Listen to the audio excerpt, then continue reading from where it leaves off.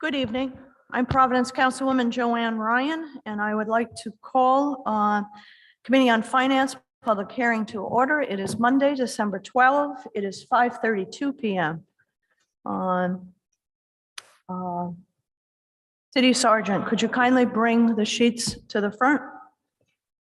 I would like to recognize my committee members. Vice Chair Carmen Castillo is with us. Let the record reflect that Councilwoman Anthony, committee member, is also with us. I don't see anyone else.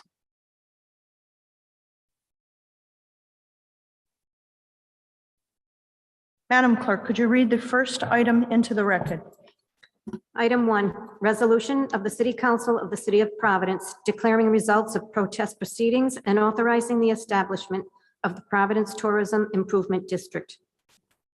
Thank you very much. Okay, we have sheets before us. There are only proponents. There are no opponents signed to speak on this item. We have first up is Kristen Adamo. Welcome. If you could come to the podium, please identify yourself for the record, and please explain to this committee what this is all about, what you're trying to accomplish. We're anxious to hear.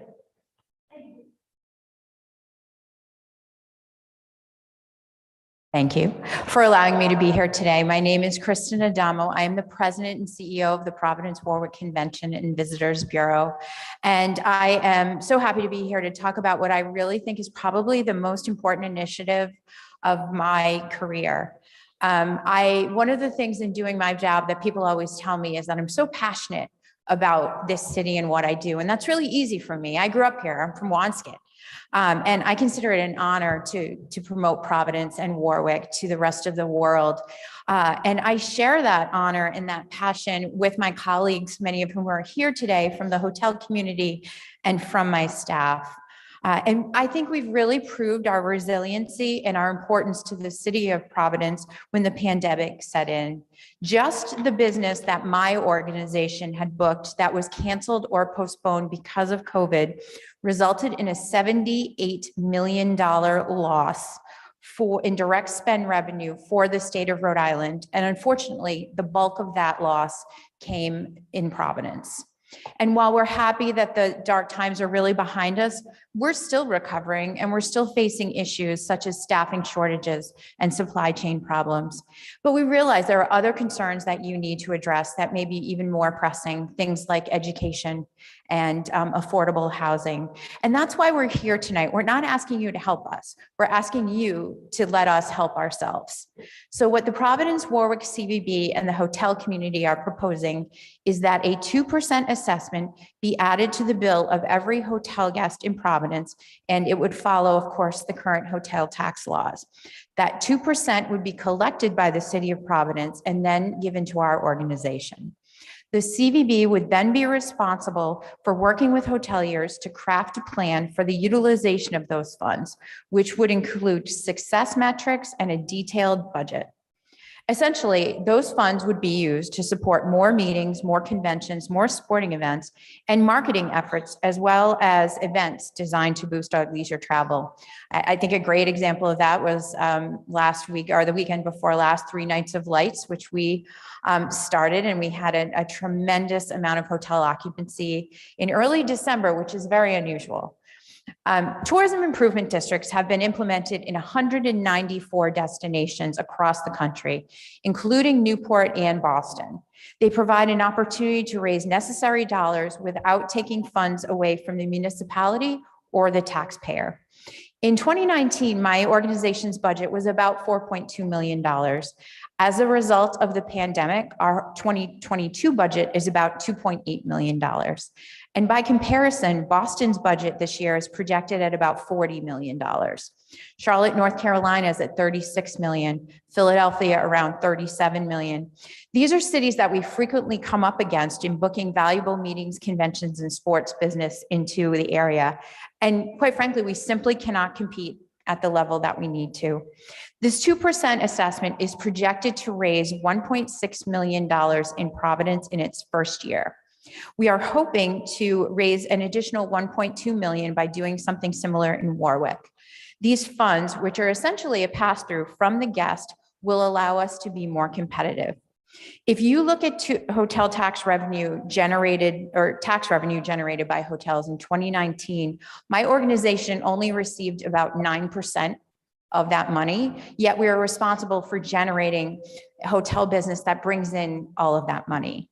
In FY19, we booked 284 meetings, conventions, and sporting events for future years that would result in $87 million in direct spending for Providence and for the state of Rhode Island. We want to keep doing that, and we want to do even more. We're looking for a way to help our industry, our organization, and our city without placing a financial burden on anyone. And we feel that the Tourism Improvement District is the best way to do this. Thank you very much. Thank you. Next up, Farouk Rajab. Probably killed your name. I apologize. You absolutely did not. You actually said it very well. And Well, thank you very I much. thank you for that. So good evening, Please ladies. identify yourself for the record, and you have the mic. Thank you very much. It's Farouk Rajab. I am the general manager of the Providence Marriott Downtown, as well as the chair of the board for the Providence Warwick Convention and Visitor Bureau. So thank you for taking the time to listen to us tonight. And I couldn't say it better than Kristen. We're here asking you to help us help ourselves. We're really trying to add value to Providence and to help our associates. When we talk about incremental business in the city, I very often think of the people that work with me every day. I very often think of my room attendants. I very often think of my servers, my cooks, my dishwashers. Those are people that it really hurt me in March of 2020 when I had to lay off hundreds of people. And it was a very difficult challenge for us to come back from COVID. And Providence continues to lag behind the rest of the state because we are business travel did not return to what it was of pre-pandemic levels, but rather leisure travel has. Some of the group business returned, but not all the group business returned. What this means as we continue to lag behind the state and continue to lag behind the region is that people continue to be challenged with hours. And that means dinner on the table at the end of the night. It means bills that we need to pay that don't get to be paid. That means we're not at the staffing level that we wish to be at. So that continues to be the struggle that we face every day. I'm a person who truly believes that a business is about the people who show up and make it happen every day. It's not the building. It's not anybody else, but those front desk associates and the room attendants and my favorite person, Lilia, in housekeeping, who comes every day and very proud to do the job she's been doing for the last 23 years.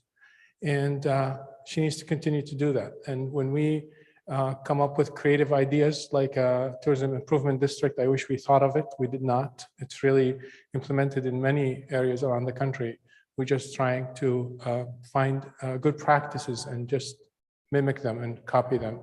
But as we continue to help grow and bring back the business into Rhode Island, we help these people survive and thrive and hire more people. And ultimately, we all succeed together.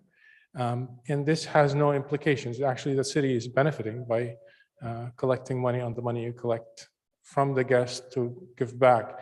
And the money also gets spent, much of it, back in product development and in product marketing. So I hope you support us. I hope you help us, and you hope you help the people of the Providence Marriott. Thank you and have a great evening.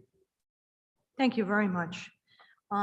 We now have Chief Lawrence Mancini.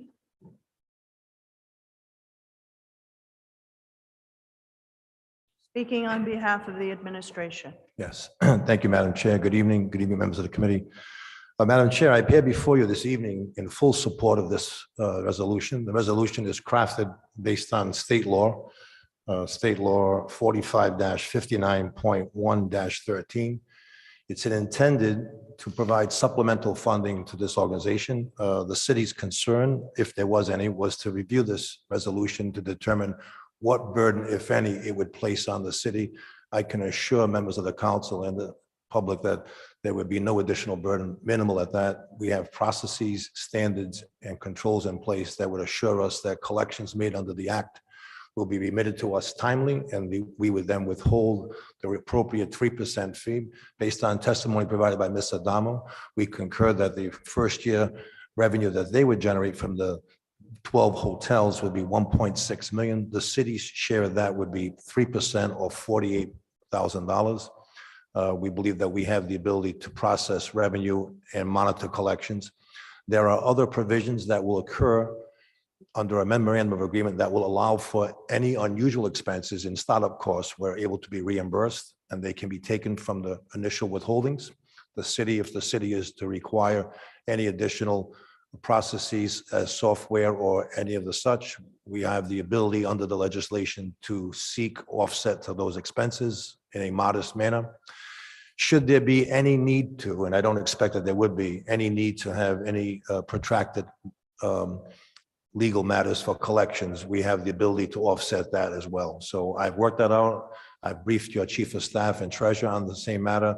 My finance team is clearly in support of this, and we've had discussions with representatives of the association. And tonight I give testimony in full support, and I can assure the council that we are prepared to administer this as it comes online. We expect that it'll come online as early as February 1. We're already positioned to do so, and I'm willing to take any questions from the council. Thank you very much. Okay, that's all I have signed up to speak on this Thank you, Madam matter. Chair. Thank you, Chief. Is there anyone else in the room who would like to speak on this item? Is there anyone else in the room who would like to speak on this item? And going for the third time, is there anyone else who would like to speak on this item? With that, I would like to ask my committee if you would be so kind to, I have two exhibits to this matter that I would like to attach to the item this evening. It is a petition to the City of Providence to form the Providence Tourism Improvement District, signed by the owner rep from the Dean Hotel, as well as a matrix of hotels that have indeed signed this petition, accounting for their agreement with the petition. So there's two documents to attach. May I have that motion to attach this as exhibit A to item 1? The motion has been made by Vice Chair Castillo, seconded by Councilwoman Anthony. All in favor? Aye. Any opposed? Ayes have it. Motion carries. We have exhibits attached to this item, and that concludes the public hearing on item 1. Thank you very much. We are going to now allow the clerks the time that they need to switch over to our regular finance meeting. So if you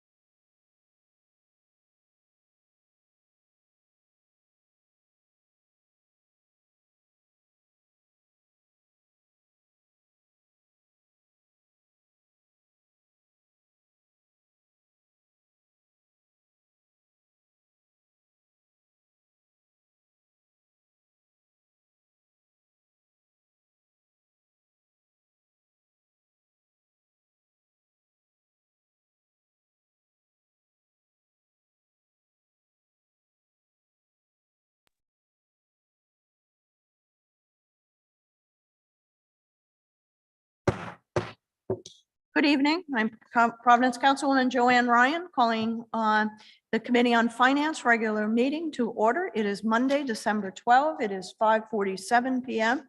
Madam Clerk, could you kindly read the roll? Chairwoman Joanne Ryan, Present. Vice Chairwoman Carmen Castillo, Present. Councilman Nicolas Narducci is absent, Councilwoman Helen DeAnthony, Present. Councilman James Taylor is absent. We have 3 present and 2 absent. We have a quorum. Thank you. Let the record reflect that Chief Mancini is with us this evening, representing the administration. Okay, with that, Madam Clerk, could you kindly read item 1 into the record? Item number 1, resolution of the City Council of the City of Providence declaring results of protest proceeding and authorizing the establishment of the Providence Tourism Improvement District, PTID. Thank you. Before we begin, I would like to enter the exhibits that we referenced previously in the public hearing. The petition signed by the owner rep of the Dean Hotel in a matrix representing the hotels that have signed the petition to date into the record. May I have that? Motion has been made to call this Exhibit A to item 1, made by Vice Chair Castillo, seconded by Councilwoman Anthony. All in favor? Aye. Any opposed? Ayes have it. Motion carries. Okay, so we have that into the record. Who is with us this evening that will be presenting on this? I know Chief Mancini, Crystal from the administration. Anyone else, the petitioners, will you also come forward? I'd like you, we're going to be doing this pretty quick, so why don't we just get you all behind the rail, if you would be so kind. We're going to swear you all in at once, and we'll open this item up for discussion. Thank you very much. Madam Please raise Clerk. your right hand. Do you swear under penalty of perjury that the testimony you're about to give is the truth, the whole truth, and nothing but the truth, so help you God? Please state your names and your titles for the record.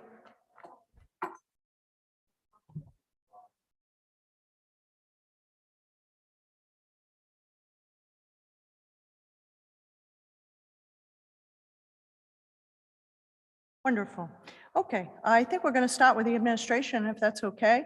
I offer you seats behind the rail with us, so stay here on any seat you'd like. Commons, the vice chair seat's always nice and warm, and that, so please stay with us. Okay, Chief, talk to us about this. We think that it's a great idea, sorely needed, and a wonderful presentation was made by Kristen Adamo, but we want to make sure that from the city's perspective, it is doable, it's manageable. You testified already to that, but I'd like you just to, kind of restate what you've already spoken to, fill us in a little bit more, offer additional testimony, and also make yourself available to my committee members for any questions they might have relative to the city's posture and implementation. Happy to do so, Madam Chair. So, Madam Chair, beyond the aspects of the testimony that was given by Ms. Adamo and members of the Hotel Association, myself and Ms. Lindberg are here this evening to give comfort to the council and the public that this is not a burden to the city. In fact, we welcome this. If I may, for the time being, if I could put my economic development cap on, the hotel industry was the last segment of the hospitality industry to make its return. Providence, as the capital city, is a destination location. As you can see, restaurants are thriving, the arts, entertainment, sports are thriving, but the overnight stays, short-term rentals is definitely not yet back where it should be. And this body was successful in approving 2 major construction projects in the past month, a sign that Providence is once again back on the move and clearly will be a thriving capital city once again. So in support of that, this particular program is designed to provide additional and supplemental funds already that are raised separately by the Convention Bureau to promote and market the city of Providence as a destination location for conventions and other activities to bring folks into the city. It's already a good work, live, and play city. It will continue to be. I'm hopeful of that, and I hope to see that over the course of the next 4 years of the administration, both council and mayoral. So our role was to review this to determine what role will the city finances play in administering and monitoring and providing oversight. The legislation provides that it can be done by having the funds remitted to the city of Providence. We will standardize the reporting format. So each of the entities who report to us will provide us with the month and year, the dollar amount of their revenue, the 2% that was calculated under the state statute, and then of that revenue, 3% is given to the city. We will withhold, and then we will remit to the institute, to the association, and that'll be the process. The legislation also provides for any unusual cost of startup that may be necessary can be used from these funds initially to offset that cost, whether it's software or any other type of expenditure. Just on the event that there may be a situation that could have an exaggerated or protracted effect on collecting, I don't see that. These are all first-class quality corporate citizens.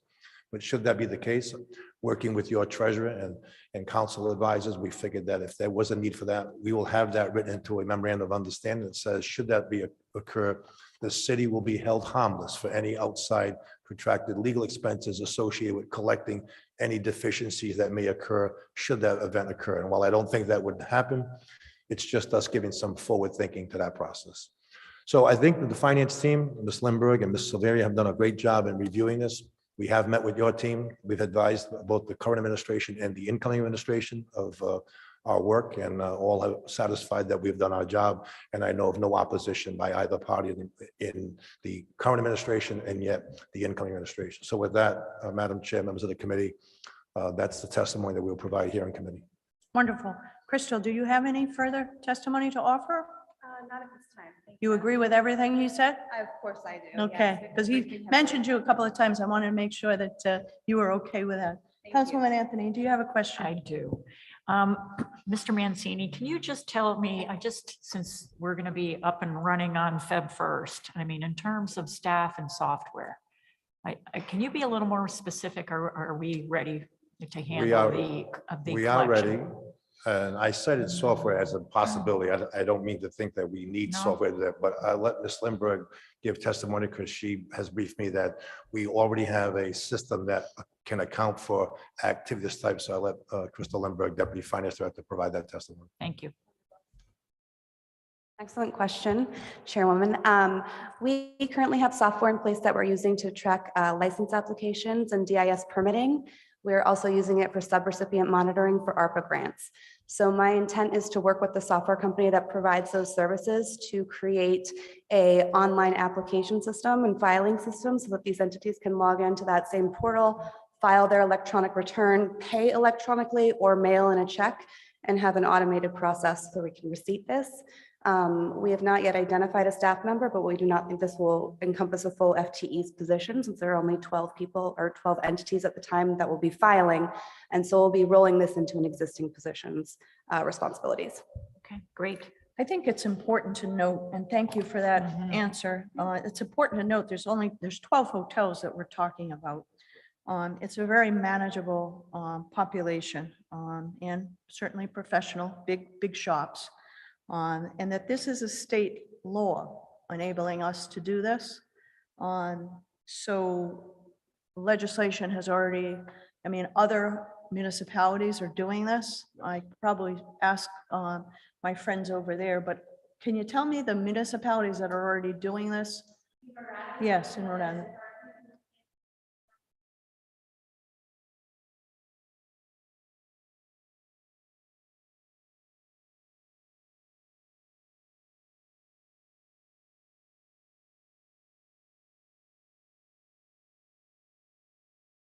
Beautiful. Okay, so it's been contemplated, it's been thought through. And Okay. Madam Chair, members, may I add, information that's been provided to me by advisors to the association, a program similar to this exists in the city of Boston and Cambridge, for which the city of Boston expects no remuneration. So here in Providence, as a fellow capital city, we are in fact receiving remuneration equal to now, based on estimates provided by Mr. Adamo, at least $48,000 the first year. We in no way expect to have that type of an expenditure necessary to expedite processing and managing the program. So we feel confident in that. being the good finance person that you are, I can see that you would be making sure that the city would be receiving a piece We will. of this, We will. albeit a thank you. small piece. Okay, any questions further for the finance team? No, okay. Thank you. If you could stay behind the rail with us, we're going Absolutely. to just Thank you, Madam invite, Chair. Thank you. Kristen, if you can come up, and you can, why don't you come up together, because we may have questions for the both of you, and we can get through this quickly. I would like to understand, first of all, I want to thank you for your presentation. Of all the times that I've sat here and listened to people make presentations, it was well thought out, it was well presented, and I have tremendous faith and confidence in you. Well, thank you. I appreciate that. In everything that you've already done, and this is a well thought out program, so I thank you for that. Thank you. As well as your comments were very well thought out and well presented. So I want to thank you on behalf of my finance committee for that. You make our job easy. I do have a couple of questions that I'm hoping that you could just fill in, and could you just lay the groundwork? This was a state law that was passed up at the General Assembly. When was it passed? Who passed it? What was the, give us a little flavor or color behind why this was generated. Obviously, I know why it was generated, but I'd like you to testify to that, as well as just where you're at in implementation. Sure. Thank you. So this was we've been working on this for about a year. This is a well thought out initiative on our part, and that began with working with the legislature at the state level to craft a law that was broader than the one that Newport was using. The one that Newport was using was very specific to only Providence, Pawtucket, and Newport, and had some caps in place. So we actually worked with Representative Carson, who is the head of the Tourism Oversight Committee at in the House of Representatives, as well as Senator Miller in the Senate. Those were our two sponsors, and really just wanted to give not only the opportunity to Providence and Warwick, but to all of the tourism regions in Rhode Island. And I did make my colleagues who do what I do across the state, as well as Commerce Rhode Island, aware of what we were doing. And it's really about enabling us to access funding in creative ways, both at the municipal and the state level. We know that there's a lot of issues and a lot of things that needed to be funded. And so for us, it was just really about developing a creative solution to aiding our recovery, but not only our recovery, our growth. We have to fight tooth and nail to bring business into Providence. And it is harder every day as more people open and expand convention centers. On the leisure side, I've been doing this for 15 years. And when I started, Portland, Maine was a blip on the radar, and now they're a baby Providence. So for us, it was about getting the tools that we needed. And the other piece of it for us was really working with our hoteliers. What is different about this funding, and I would let Farouk speak a little more to this, is the hotel's ability to work with us to craft these objectives and to hold us accountable. There are budget parameters, there are key result areas. We have to file a district plan. So it's really about letting them work with us to really set the agenda for how this money is spent. Wonderful. I would like to say that through the COVID-19, the ARPA dollars, the budget hearings, I learned of a lot of your work. I thought I knew a lot about you and your work, and I just would like to say I've been very impressed. And Thank you. Providence is a jewel. Not a lot of people know about it. We need to spend more money advertising. We need to spend more money promoting this city. It's a little jewel, and you're right. Portland, Maine has a great marketing program, and everybody runs up to Portland, Maine. And I'm like, well, we've got it. We've had it. We need to let people know about it. They're also looking at a tourism improvement district. Yeah, it's clear. It makes perfect sense. And it makes perfect sense. I love the fact that you are embracing the hoteliers in your marketing efforts, because they know best their business. And, pairing you with them is a recipe for success. So I want to thank you. With that, if you could stay, just in case there's any questions, I think we're going to just ask, you made a wonderful presentation at the public hearing. We'd like to give you an opportunity to add some more color or flavor to those remarks. Talk about why you think this is a great idea, and talk about your organization or the organized group that is a part of this effort. The great part is many of those people, hoteliers, who part of those 12 hotels, there's half of them sitting right here to my left, and they're here all in support of this initiative. And why we're excited about it is because we control it. So this money will be, there will be a committee from the hoteliers who collect this money, advising Mr. Damo and the team on how this money should be spent, because we deal with it on daily basis. We experience it. We know our markets. We know our customer. We know which customer is missing still and which customer has returned.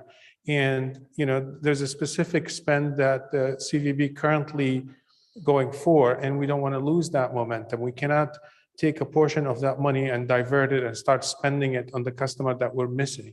And we felt that the TID will give us that opportunity to grow our base of marketing. And like you shared, that, the sad part is everybody talks about Providence and tells us, oh yeah, it's the hidden gem. We don't want it to be hidden. I don't know why it's always a hidden gem or a secret that nobody knows about. We want to tell the world about our Providence. We want to tell the world about our people. And we want to tell the world about our culture and art and culture in this city. And we can't do that with the current funding money that we have. And we're not going for the taxpayer to say, give us money to spend and to, promote the city. We're going actually to the traveler who comes from outside Providence and saying, give us money to spend and promote the city. So the money that's coming here, keep in mind, it's not necessarily from your voter. 90% of that money is going to come from people outside the city traveling into the city. They're going to fund our marketing initiatives, and we're going to hold the CVP accountable. So, Kristen can decide, Ms. Adamo can decide on what to spend the money without our feedback. So this is a win-win situation where the CVB has more funding to market the city of Providence, and the hoteliers feel that they're empowered to help. Again, I bring it back to the people, to help our associates and to help ourselves. So what we want from you is your support. Say, go, run for it, go do it and make us proud. And that's what we're here to do, is to make you proud and make our city look great and look beautiful. So that's what, it's marketing is telling the people all outside the parameters of Rhode Island, Providence, why they should come to Providence and Rhode Island. So it's money coming from outside. It's called fresh dollars, right? It's coming from outside into our city, and we're not asking the taxpayer to spend money to help us. We're doing it. We're initiating this. So win-win for everyone. We believe so, ma'am. So 194 destinations across the country, I wrote down. I think I recall hearing that there was a difference in the percentage charge in all of those programs that are being run. Where do we fall? Where does our program fall on the spectrum of charges? Is it the high end, the low end, middle? Where are we? We're in the middle. What was very important to us when looking at that dollar amount is to keep us competitive across the board. And so we felt that 2% was something that the market could bear without making us less attractive to meeting and convention planners. So that's where we got that. And it's also a significant amount of money for us, where it will empower us to be able to do much more in terms of both our sales and marketing initiatives. Awesome. Questions, committee members? Councilwoman Anthony, please. Thank you so much. Kristen, just a quick question. The hotels, are all the hotels on board with this? All of them 50 beds and over? Or So we would need 60% to enact this. We have 90%. Great. We had, and the two, it wasn't, one was very difficult to get in touch with because they do a different kind of business than we work with. The other one, it really just got held up in ownership and the fact that this is typically budgeting season for hotels. So it wasn't the best time to ask, but we're at 90%. Perfect. Perfect. And the, I know the 6% administration fee, is that pretty standard? Yeah, that would cover our accounting costs, our, things like that. So it's really our administrative. If you look at the proportions, the bulk of the money goes to sales, marketing, and also what we call product development. So that might be creating an event, or if we have something that's coming in and they want us to underwrite something in the market to win the business, things like that. Well, I have to say the district plan is very well thought out. I read it. It seems to cover everything, and excited about this. Me too. Thank you. Okay, so, Councilwoman, do you have any questions? Are you good? This is a resolution, so it has to pass the council, the full council once. So with that, we've attached the exhibits, correct? With that, I'd like to entertain a motion to recommend approval to the full council. May I have? Councilwoman Castillo makes that motion. It is seconded by Councilwoman Anthony. All in favor? Aye. Aye. Any opposed? Ayes have it. Motion carries. The matter Thank you, passes everyone. the Finance Committee and goes to the full council. And hopefully will be passed. We think this is a great idea. Thank you. And Thank you for your I support. commend you all for working Thank really you. hard on this. There's a lot of work that has been going on behind the scenes, and good for you, and thank you. Yeah, thank you. Thank you. Have a good night. Thank you. Okay, item number 2. Madam Clerk, kindly read that into the record. Item number 2, resolution authorizing the mayor to execute a parking lot lease agreement with St. Anthony's Church Corporation, Rhode Island, for a term of 10 years for shared use of a parking lot located at 541 Plainfield Street in the city of Providence. Thank you. Who is here to speak on the matter that is before the Finance Committee? Oh, excuse me. Yeah. Before, I did not see Senator Miller. Thank you for joining us. Sorry, I didn't see you, but thank you very much for joining us, and thank you for all your good work helping Providence. We appreciate it. Keep up the good work. Thank you, Senator. Okay, I'm sorry, I interrupted myself. Who is here to speak on this matter?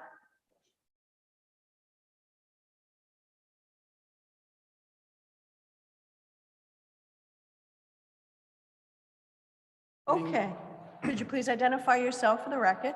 Yes, my name is Christopher Menahan. I'm legal counsel for the city of Providence. I'm with West Group Law. Okay, awesome. Can you please, Madam Clerk, swear the attorney in? Do you swear under penalty of perjury that the testimony you're about to give is the truth, the whole truth, and nothing but the truth, to help you God? I do. And please state your name and your title again. Christopher Menahan, attorney at law. Okay, awesome. Are you the only one testifying on this matter this evening? So I'm joined by John William Moore, who is the acting director of public property. Okay, do you want to come up here? We do it all, it's like one big love fest here. We get everybody before us. So let's have you identify yourself and get you sworn in, please. Good evening, John William Moore, Acting Director of Public Property. Okay, Please raise your right hand. Do you swear under penalty of perjury that the testimony you're about to give is the truth, the whole truth, and nothing but the truth, so help you God? I do.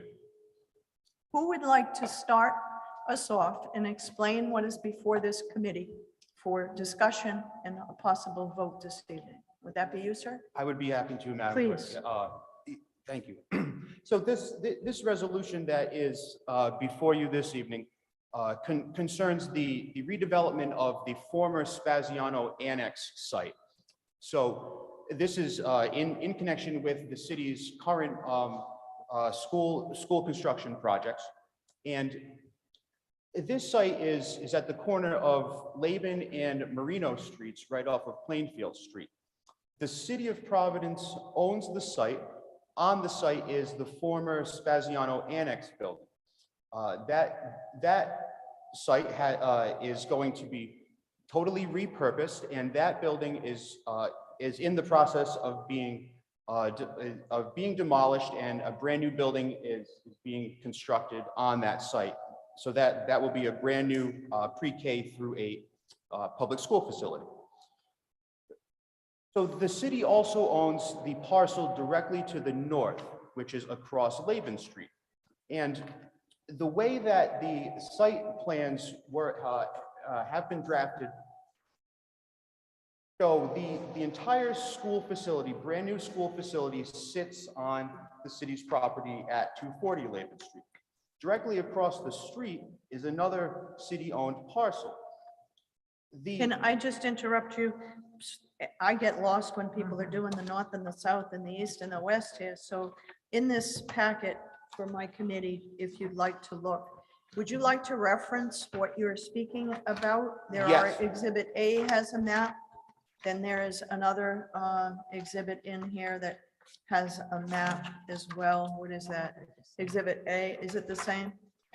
Yes, they are both the same. Packet page 36. Yeah.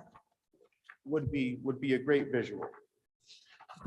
Okay, let's get there. Hold on. Page 36. I don't have 36 Page pages. 15 or Page 15 or page 11 of the lease. We're that's in there. front of you. Okay, so committee members, let's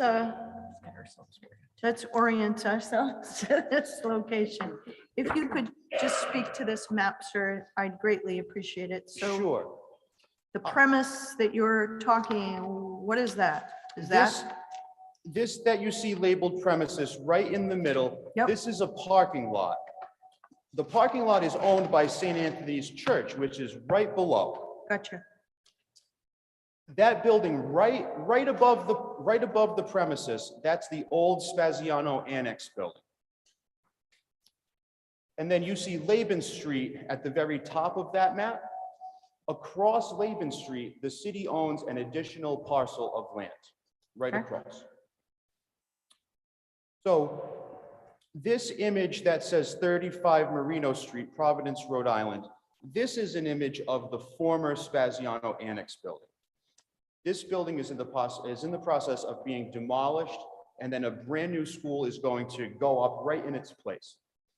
The way the design plans for the school have been prepared is we maximized to the fullest extent possible this parcel at the top. As I mentioned, the city owns another parcel across the street.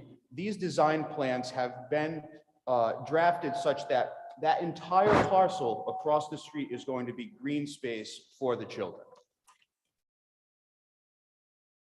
So what we're left with is we have the brand new school designed to go in to fill up the entire parcel just above the premises. And then the city's only other parcel just above that will be all green space. So the city is left with no parking there at this site. The option was, of course, we can scrap the plan for green space for the students on the parcel up north, but we didn't want to do that. So St. Anthony's Church, just below this parking lot premises that they have, they still use it, although they don't use it all that much. So St. Anthony's Church was willing to enter into this lease agreement that's before you, which allows the city to use this parking lot, not 100%, but they can share the use with the church. So this entire project, which if you think about from just above Laban Street where the green space will be, and then just below that, the brand new building, and then just below that will be this shared parking, the design was able to incorporate this shared parking lot into the design plans. So this project was actually before the City Plan Commission earlier this year and received final approval in June. And those final approved plans that have been recorded for redevelopment of this site, they incorporate this shared parking as an extension of that site of sorts. So that's where we stand today, is that the city has received final approval from the City Plan Commission to construct this school, and those design plans have incorporated this shared use of St. Anthony's Church parking lot just to the south. So for that reason, the city is requestfully requesting that a recommendation be made to the city council that the mayor be authorized to execute the parking lot lease. Can I ask, please, you referenced the City Plan Commission has reviewed this and made a recommendation for approval to the city council of the use of this property? This project went before the City Plan Commission as a major land development project Yes. because it was ground up construction of a brand new building. So just as if it had been any other type of project, we went to the City Plan Commission for the approvals, master plan preliminary, and then final, and they granted final approval in June. Do we have a letter from the CPC in file documenting their review and their approval? We most certainly have that. Okay, we need that. Sure. Have you submitted that to the clerk's office, do you know? Because it's not with this.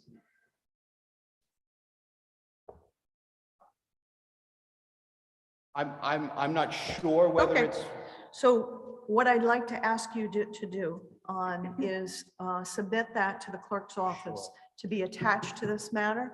If we choose to vote on this tonight, which we are going to do, we will pass it on and we will basically stipulate that we want that recommendation to be attached to the final document when it is presented to the council.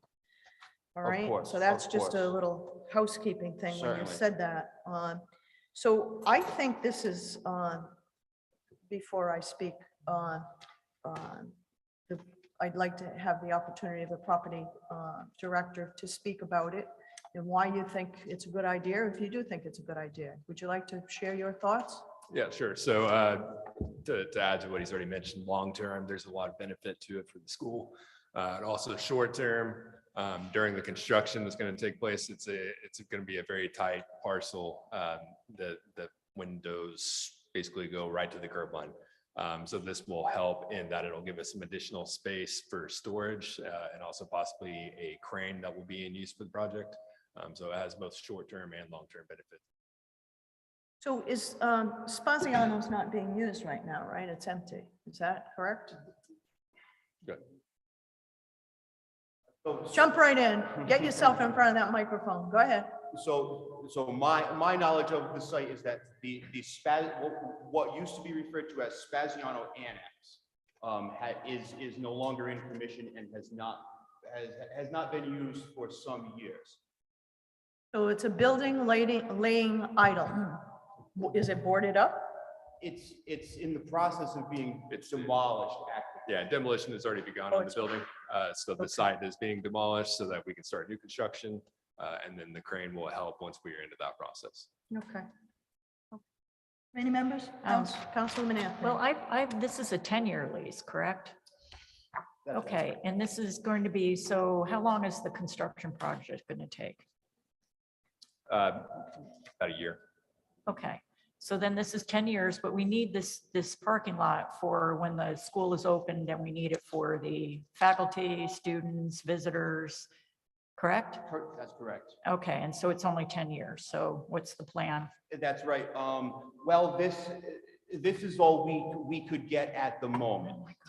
We set out trying to get, I know it was at least 30 years from the outset.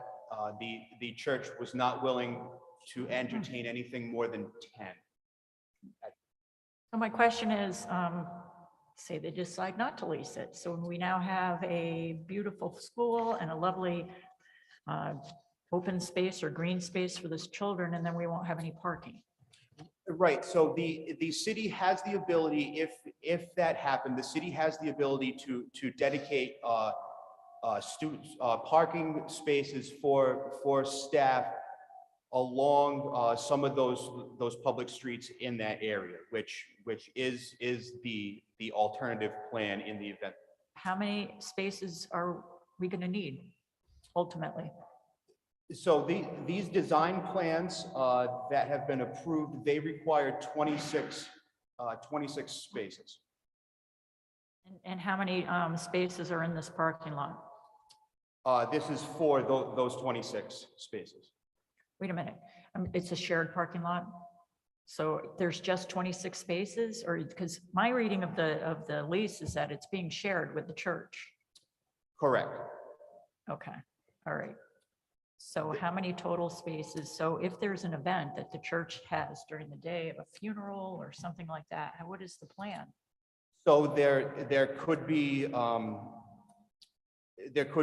something like that happen where there's a conflict. I think the parties would have to do their best in that situation.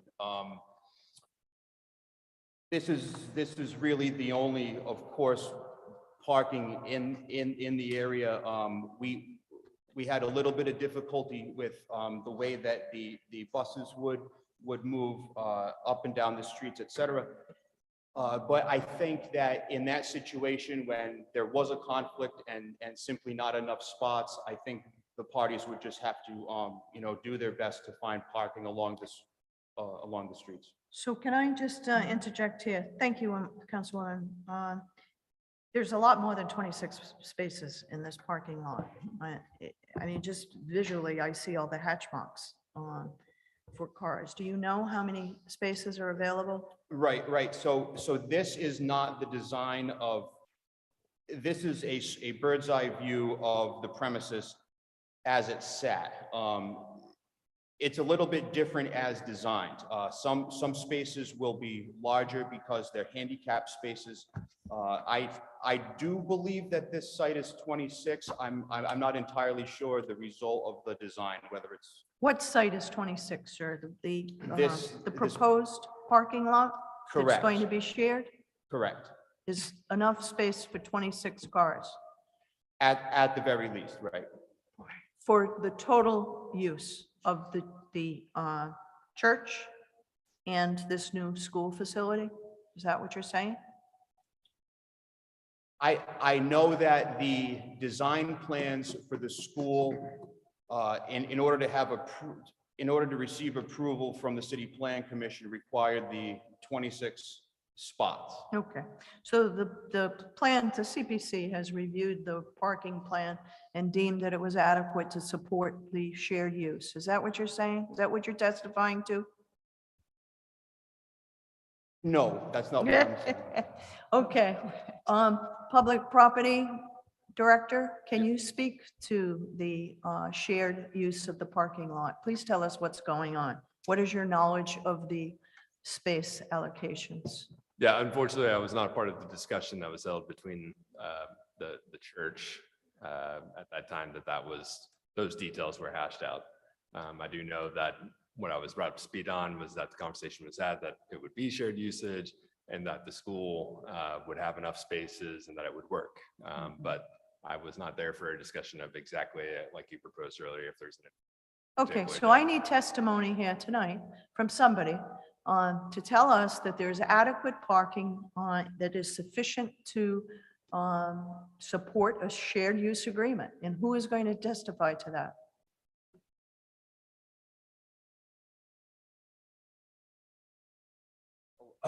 Like I said,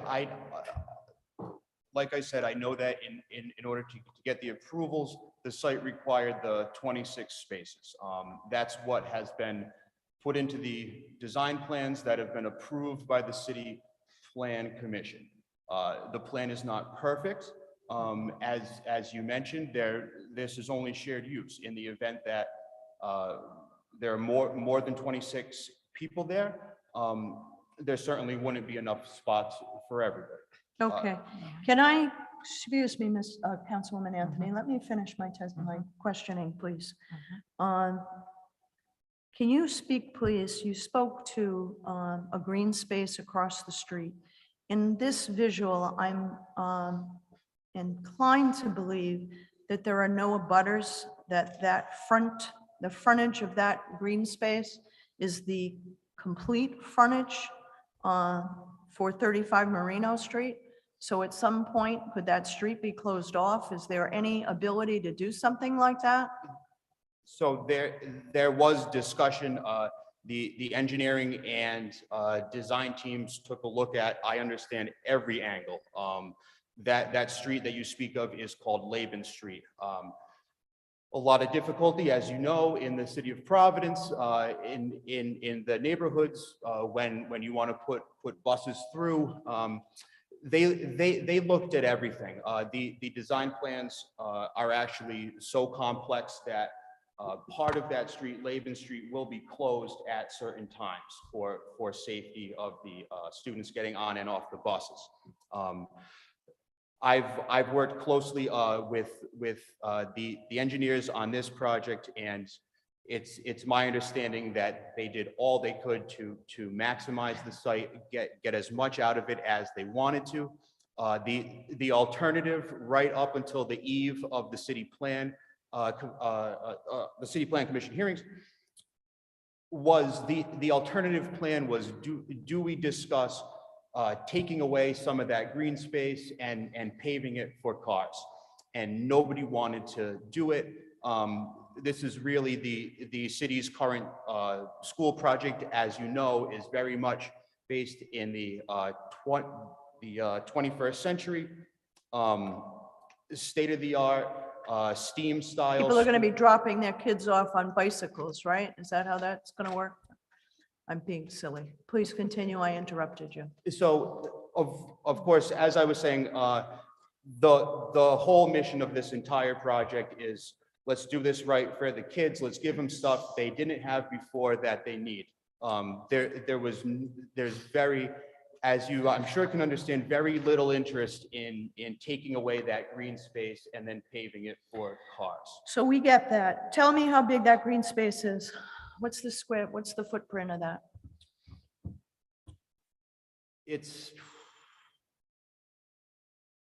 I'd say maybe between 20 and 30,000 square feet. So it's a sufficient amount of space we're talking about. Okay, anyone else from the city? Chief Mancini, do you want to weigh in on this at all? Have you reviewed it? I'd love to hear your comments, thoughts. Nothing? Okay. Thank you, sir. I wanted to yield to you since you were in the room. Okay, so I'd like to see the CPC recommendation. I had the pleasure of serving for 5 years on the CPC. I'm very well familiar with the process that they go through, which I believe is comprehensive. And I know my colleague here, Councilman Anthony, shares that same knowledge base. So I'm going to basically go out on a limb here, and I think this is a good shared agreement. I think it's an important shared agreement. I would like to see the CPC attached to this. So I'm going to make sure that you send that to the clerk's office. Okay, so before you leave tonight, I'd like you to get the clerk's email address. Make sure you have that, because I want the CPC letter of approval attached to this matter.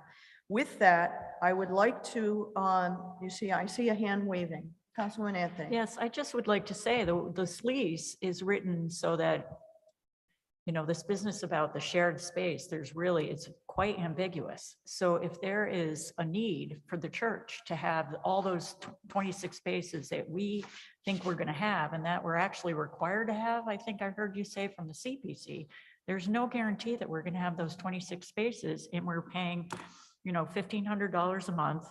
It's only 10 years. I just don't, I cannot even consider voting on this until I see what the CPC has said about this issue, because basically there's no guarantee that there's going to be 26 spaces. Which is why I'm asking for the matter to be attached, the item to be attached to this to complete the package that's before us. So with that, I would like to ask for a motion to recommend approval with the attached recommendation and approval from the CPC to this matter before it comes to the council for a vote. You can do that? Can I, motion made by Vice Chair Castillo, seconded by Chairwoman Ryan. All in favor? Aye. Any opposed? Ayes have it. Motion carries. We have One nay. make sure that you record Councilwoman Anthony as a nay. You know, I think that this shared use, the reality is we're going to be running out of land. And I think we have to be creative. This isn't a long-term lease. I think it's getting our feet wet. I think we need to do more agreements like this because we do have to share the space, the limited space that we have. So I commend the effort that's gone into this. As you know, my colleague has expressed some concerns that are valid. We need to make sure that this file is documented, and we would like to see the CPC elaborate on the agreement that they had made or the recommendation that they had made. Okay, with that, I don't see any further business on the docket. I'd like to ask for a motion to adjourn. Motion made by Vice Chair Castillo, seconded by an enthusiastic Councilman Anthony. All in favor? Any opposed? Ayes have it. Motion carries. We're adjourned. Thank you all.